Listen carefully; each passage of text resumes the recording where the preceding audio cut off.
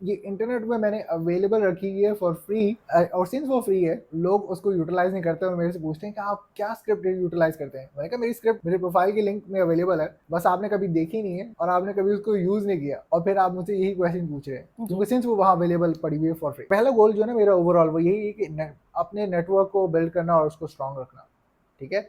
और फिर सेकंड मेरा बिजनेस, एंड देन थर्ड ये आ जाता है कि ठीक है अब ज़्यादा सब्सक्राइबर्स आ रहे हैं तो ठीक है अच्छी बात है आ जाए, लेकिन वो मेरी आप ये समझ लें कि अटमोस्ट प्रायोरिटी नहीं है। जी मुझे इससे बहुत ज़्यादा नहीं फ़र्क पड़ेगा कि कितने लोग जो है वो मुझे जानते हैं या नहीं। मैं कितने लोगों को जानता हूँ मुझे उससे ज़्यादा गर्ज है कि कितने लोग जो वैल्यूबल है वो मेरे सर्कल में हैं। जी। तो मेरा पर्सनल गोल जो है वो इस तरीके से है अभी। तो आप अपनी वीडियो की स्क्रिप्टिंग या जो आपके कंटेंट होता है बनाते हैं आप जो कंटेंट, तो उसको आप किस तरह प्लान करते हैं पहले? पॉडकास्ट ही है वैसे। पॉडकास्टिंग। देखिए पॉडकास्ट में स्क्रिप्ट नहीं करता हूँ। 150 एपिसोड के बाद इतना एक्सपीरियंस आपको हो जाता है कि आपको किस तरीके से सवाल पूछने चाहिए, क्या चीज़ आपको देखनी चाहिए। सो फॉर एग्जांपल अगर मेरा कल किसी के साथ पॉडकास्ट एपिसोड है, मैं पहले देखूंगा कि उसने कोई रिसेंटली पॉडकास्ट किए हैं कि नहीं, ठीक है। ताकि मैं सबसे बुरी बात जो है ना मुझे लगता है जो पॉडकास्ट में नॉर्मली होती है वो ये है कि आप वही सवाल उनसे फिर पूछ लेना जो कि पिछले 10 पॉडकास्ट में उनसे पूछा गया है, ठीक है। वो आप पहली दफ़ा उनसे पूछ रहे हैं लेकिन उनसे वो 10वीं दफ़ा पूछे जा रहा है। आपको इस परसेप्शन से देखना है, ठीक है। जी तो उसका मतलब ये है कि पहला ये होमवर्क ये करना कि उनके पिछले पॉडकास्ट को सुनना कि ऐसे कौन से सवाल हैं जो कि मुझे रिपीट नहीं करने, लेकिन उनका फ़ायदा ये होता है जब उन सवालों को सुनते हैं ना तो आपके पास एक फॉलो अप क्वेश्चन क्रिएट हो जाते हैं, यार इससे जो है और कोई सवाल मेरे दिमाग में आ सकता है। वो फिर वो सवाल की लिस्ट ऐसी होती है जो कि अभी पूछी नहीं गई। जी वो सेकंड ये है कि अगर मैं उसको करंटली फॉलो कर रहा हूँ तो मुझे पता चल गया कि उसकी दुनिया में क्या चल रहा है, वो इस टाइम पे क्या चीज़ प्रमोट कर रहा है, क्या उसका अपकमिंग इवेंट आ रहा है, क्या चीज़ चल रही है उसकी पर्सनल लाइफ है वगैरह वगैरह। तो इससे ये भी मुझे आइडिया हो जाता है अगर मैं सोशल उसका फॉलो कर रहा हूँ। तो ये जो दो चीज़ें ना ये बहुत इंपॉर्टेंट है करंटली मेरे लिए, और फिर मैं इनको माइंड में रख के जो है वो सवाल को लेके चलता हूँ और फिर वहाँ से जो है ना सवाल पूछना स्टार्ट करता हूँ। अब इसमें बहुत इंपॉर्टेंट पार्ट ये भी होता है कि अगर एक सवाल आपने पूछा उसने जवाब दिया उसको प्रॉपरली अगले सवाल पे लेके जाना, ट्रांजिशन करना सवाल को, जी ताकि बीच में एक ऑकवर्ड साइलेंस ना हो, ताकि एक एक अजीब सी साइलेंस हो। और वो भी क्योंकि स्पेशली वर्चुअल में थोड़ा ज़्यादा मुश्किल होता है। तो जब इन पर्सन में होते हैं तो आप आमने सामने बैठे होते हो तो आपको एक नॉर्मल जिस तरह आप कोई बात कर रहा हो तो इस तरह का सीन होता है। जी वर्चुअल में इस तरीके से नहीं होता। वर्चुअल में वो रियल टाइम एक्सपीरियंस वाला सीन नहीं है। तो उसमें ये कि आपको उसके अंदर थोड़ा सा ज़्यादा काम करना पड़ता है कि वो ऑकवर्डनेस क्रिएट ना हो उसके अंदर। तो किस तरीके से ट्रांजिशन करना, किस तरीके से इंट्रोड्यूस करना, किस तरह से एपिसोड को स्टार्ट और एंड करना जी ताकि आखिर में भी ऑकवर्डनेस ना क्रिएट हो। तो फिर वो सारे के सारे जो है ना फिर प्रोसेस उसके साथ चलते हैं। तो मेरे केस में जो है वो सवालों का प्रोसेस आप ये समझ लें कि नॉर्मली 2 घंटे में देखता हूँ कि कौन कौन सा गेस्ट है मेरा इंटरव्यू स्टार्ट होने से पहले। और अगर मैं उसको ऑलरेडी जानता हूँ तो फिर आप समझे मेरे सवाल रेडी है। लेकिन अगर मैं किसी और को एडवाइस दे रहा हूँ मैं उसको यही कहूँ उसके पिछले एपिसोड देखो, वहाँ से फॉलो अप क्वेश्चंस निकालो, एग्जैक्ट वो सवाल नहीं पूछो, और देखो अभी करंटली वो क्या कर रहा है, ठीक है। और देखो कि उसने स्टार्ट कहाँ से किया था ताकि आप उसके रेलेवेंट भी सवाल पूछ पाओ ना। अब अगर जी कोई फॉर एग्जांपल मुझे ये चीज़ कहे आप बताएं आप कौन है, वर्सेस अगर कोई बंदा फॉर एग्जांपल मुझे कहे कि आपने जो है वो लेट्स से 18 साल जो है वो सऊदी में गुजारा है, उसके बाद आप पाकिस्तान आ गए क्यों, और फिर वहाँ से आपका ऑनलाइन जर्नी किस तरह स्टार्ट हुई। सवाल वही है, ठीक है, उसका जी जवाब वही होगा सारा कुछ, लेकिन डिफरेंस क्या है किस तरीके से पूछा गया है। वो गेस्ट भी कहेगा यार इसने तो काफ़ी ज़्यादा रिसर्च की है कि उसने सवाल पूछा वही है लेकिन वो एक डिफरेंट कॉन्टेक्स्ट में जो है पूछा गया है।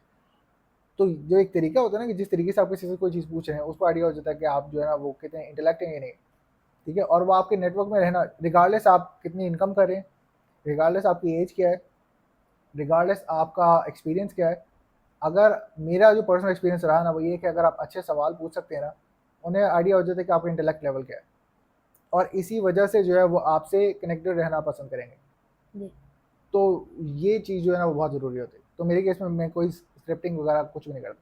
मैं गेस्ट को नहीं सवाल सेंड करता कभी। मैंने आज तक जो है वो सिर्फ एक गेस्ट वो 10 साल का लड़का है उसको मैंने क्वेश्चन पूछे थे, क्यों, क्योंकि वो उसका पहला एपिसोड था। उससे पहले उसने कभी पॉडकास्ट रिकॉर्ड नहीं किया था वगैरह, सिर्फ उसको मैंने सवाल सेंड किए थे, वरना आज तक मैं किसी को सेंड नहीं करता। अगर कोई मेरे से पूछता है या उनकी टीम मेरे से पूछती है कि आप क्या पूछोगे तो मैं उनको एक आइडिया दे देता हूँ कि मैं उसकी लाइफ के बारे में पूछूंगा, उसके बिजनेस के बारे में पूछूंगा कि वो जिस चीज़ में एक्सपर्ट है उस चीज़ के बारे में पूछूंगा, उसके फ्यूचर प्लान्स क्या है उसके बारे में पूछूंगा। एक हाईलाइट दे देता हूँ लेकिन कभी भी सवाल नहीं देता। आप क्या लोगों को क्या कहते हैं कि वो किस तरह अपनी कम्युनिकेशन स्किल्स को इम्प्रूव कर सकते हैं? देखिए कम्युनिकेशन स्किल जो है ना वो सबसे अच्छे तरीके से जिससे इंप्रूव होती है ना वो बोलने से होती है। पहली चीज़ सेकंड ये कि कम्युनिकेशन में स्पेशली हमारे लिए, जब इंग्लिश हमारी नेटिव लैंग्वेज नहीं है, उसमें सबसे बड़ा इशू ये होता है कि हमारी जो होती है ना वो लिमिटेड वोकेबलरी होती है, ठीक है। जो अल्फाज हम यूटिलाइज कर रहे हैं चीज़ों को एक्सप्रेस करने के लिए, वो हमारे पास कम है। अब उर्दू में हमारे पास हर चीज़ को एक्सप्रेस करने के लिए डिफरेंट वर्ड है, जी हर चीज़ के लिए एक डिफरेंट प्रॉपर वर्ड है जिससे हम उसको प्रॉपरली एक्सप्रेस कर पाते हैं।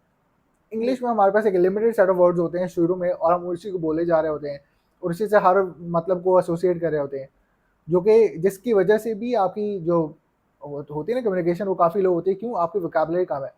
अब उसमें मैं रिकमेंड लोगों को ये करता हूँ कि जो आपका मोड ऑफ एंटरटेनमेंट है ना, जो आपको लगता है कि जो आपको जिस तरीके से आप अपने आप को एंटरटेन करते हैं, जो पसंद है, कार्टून हो, मूवीज़ हो, पॉडकास्ट हो, आप उसको देखें बट विद सबटाइटल्स। पहली चीज़, जी ऐसा कोई भी वर्ड जो है वो आपने देखा और सुना जो आपने कभी नहीं सुना, जी आप वहाँ गूगल पे जाएं, देखें उसका मतलब क्या है, और फिर उसको अपने सॉरी लैंग्वेज में या अपने कम्युनिकेशन में कॉन्स्टेंटली जो है उसको यूटिलाइज करें, ठीक है। क्यों? क्योंकि फिर वो आपकी वोकैबुलरी का पार्ट बन जाएगा। तो जस्ट इमेजिन कि आप हर दिन एक वर्ड सीखें और उसको कॉन्स्टेंटली यूटिलाइज करें, और 365 days 365 new words, 365 new words add हो रहे हैं आपके वोकैबुलरी में।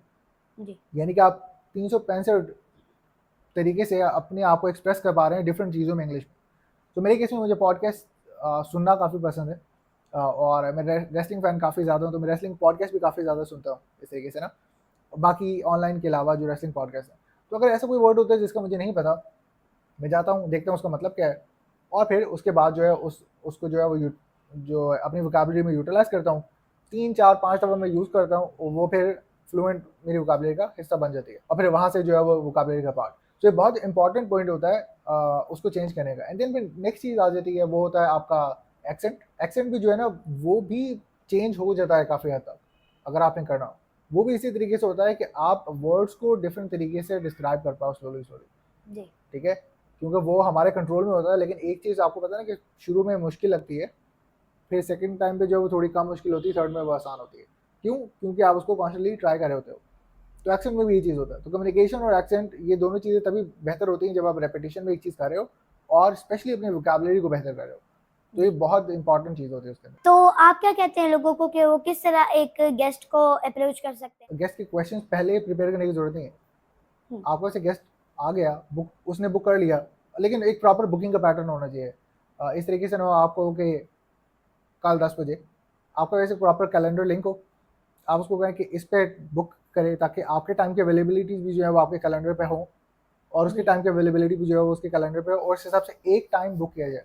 मेरे हिसाब से जब तक एक टाइम कैलेंडर के ऊपर बुक नहीं है ना, तब तक वो ऑफिशियल बुक है ही नहीं। जी क्यों? क्योंकि फिर वो ना उसकी प्रायोरिटी में, ना मेरे, मैं भी भूल सकता हूँ, वो भी भूल सकता है। तो मेरे लिए जब तक वो कैलेंडर पे नहीं है ना मेरे और उसके, तब तक वो ऑफिशियल नहीं है, पहली चीज़। सेकंड, जब तक वो बुक नहीं होता आपको क्वेश्चन प्रिपेयर करने की जरूरत नहीं है, क्योंकि वो इस तरह नहीं करेगा, वो कल ही बुक कर लेगा। अगेन डिपेंड्स, अगर कल भी करे तो आपको स्टिल 24 घंटे प्रिपेयर करने के लिए, ठीक जी है। अब थर्ड सबसे इंपॉर्टेंट चीज़ कि उनको रीच आउट करना किस तरह है। मेरे केस में इस तरीके से मैं देखता हूँ कि सबसे पहली चीज़ वो कहाँ सबसे ज़्यादा एक्टिव है, कौन कौन से सोशल प्लेटफॉर्म्स, ठीक है। अब कुछ लोग ऐसे होते हैं जो फेसबुक में काफ़ी ज़्यादा एक्टिव होते हैं, इंस्टाग्राम में एक्टिव नहीं होते हैं। कुछ लोग जो है इंस्टाग्राम में ज़्यादा एक्टिव होते हैं, फेसबुक पे नहीं है, वो जो है वो लिंक्डइन में ज़्यादा एक्टिव है, ठीक है।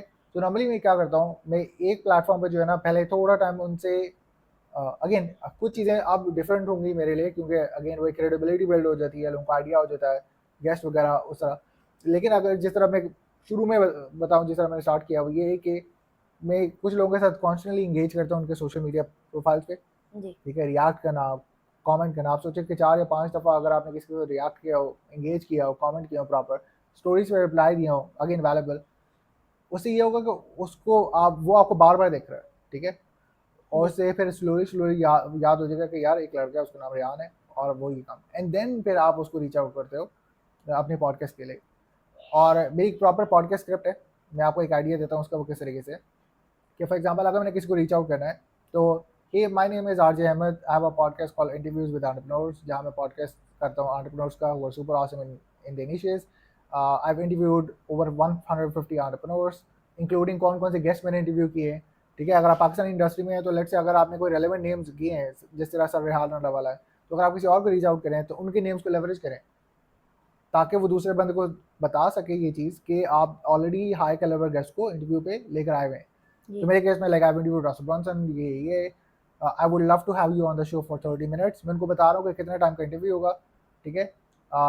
Either send me your calendar, उनको मैं कह रहा हूँ, और let me know who is the best person to make it happen. क्यों? क्योंकि स्पेशली जो बिजनेस ओनर्स है ना, जी इनके कैलेंडर्स इनके असिस्टेंट भी ऑपरेट कर रहे होते हैं। तो अगर हम उनको ये ऑप्शन दे रहे हैं ना कि अगर आपके पास आपका कैलेंडर नहीं है और आपके असिस्टेंट के पास है, हमें ये बताओ कि आपका असिस्टेंट कौन है, असिस्टेंट का ईमेल क्या है, और फिर हम उसको ईमेल करते हैं और आगे आपको बुक करते हैं। तो अगर वो मुझे रिप्लाई करते हैं और मुझे कहते हैं ये असिस्टेंट का ईमेल है, मैं नॉर्मली ये करता हूँ उसी मैसेज का स्क्रीनशॉट लेता हूँ एज अ प्रूफ, जी उसके असिस्टेंट को ईमेल करता हूँ, मैं कहता हूँ interview this person on the show, he already said yes bracket में डाल के, और फिर उसको मैसेज भेजता हूँ कि इसने ऑलरेडी कह दिया है, और प्रूफ जो है वो स्क्रीनशॉट मैंने उसको प्रोवाइड किया होता है। अब मुझे कोई प्रॉपर टाइम बताएं और उसको हम बुक करते हैं कैलेंडर पर, जी ठीक है। तो ये बहुत ज़्यादा ईजी स्क्रिप्ट है और it work simple as it is, क्योंकि यही स्क्रिप्ट एग्जैक्टली मैं अपने लिए यूज़ कर रहा हूँ, जितने पॉडकास्ट क्लाइंट्स हैं उनके लिए यूज़ कर रहा हूँ। और सबसे मजे की बात ये है कि ये इंटरनेट में मैंने अवेलेबल रखी हुई है फॉर फ्री, और सिंस वो फ्री है लोग उसको यूटिलाइज नहीं करते और मेरे से पूछते हैं कि आप क्या स्क्रिप्ट यूटिलाइज करते हैं। मैंने कहा मेरी स्क्रिप्ट मेरे प्रोफाइल की लिंक में अवेलेबल है, बस आपने कभी देखी नहीं है और आपने कभी उसको यूज़ नहीं किया, और फिर आप मुझसे यही क्वेश्चन पूछ रहे हैं, क्योंकि सिंस वो वहाँ अवेलेबल पड़ी हुई है फॉर फ्री। सो ये मेरा आउटरीच का उनके साथ मेथड है। एंड देन अगेन दूसरी चीज़ ये आ जाती है कि लेट्स से उनका रिस्पॉन्स नहीं आया, तो मेरा काम ये है कि मैं कॉन्स्टेंट फॉलो अप्स करूँ, 1 हफ्ते बाद, 2 हफ्ते बाद, 3 हफ्ते बाद। आप यकीन माने एक टाइम मुझे 1 साल लगे गेस्ट को फॉलो अप करके फिर उसको बुक करने, फिर जाकर उसने मैसेज देखा और फिर हमने उसको इंटरव्यू को बुक किया। और फिर क्योंकि देखें जब आप किसी को इन्वाइट करें इसका मतलब वो आपकी अपनी पर्सनल नीड है, आप चाहते हैं कि वो आपके पॉडकास्ट पे है, उससे कोई फर्क नहीं पड़ रहा, इसका मतलब कि आपको उसका टाइम चाहिए, राइट।